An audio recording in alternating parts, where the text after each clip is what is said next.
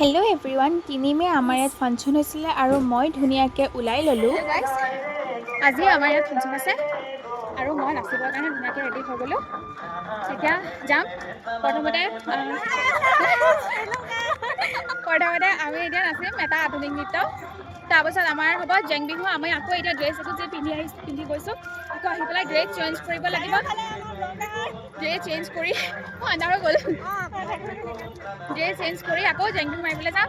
সৰু পোৱালীকেইটাই যে ইমান ধুনীয়াকৈ নাচিছে। তাৰপাছত আহিল আমাৰ ডান্সটো, আৰু আমাৰ ডান্সৰ যদি ফুল ভিডিঅ' চাব বিচাৰে তেতিয়াহ'লে মই দি দিম, আপোনালোকে চাই ল'ব। আকৌ ড্ৰেছ চেঞ্জ কৰি আহি আমি জেং বিহু প্ৰেক্টিছ কৰিলোঁ। আৰু এয়া হৈছে আমাৰ হৈ যোৱা ভেকচন প্ৰতিযোগিতাৰ প্ৰাইজ বিতৰণী। আৰু মই ভেকচন প্ৰতিযোগিতাত 2য় স্থান পাইছিলোঁ। আৰু প্ৰাইজ বিতৰণী দিয়া হ'ল। ছিংগাৰ দিবলৈ আয়োজন চলাই আছে আৰু মানুহ চাব হা।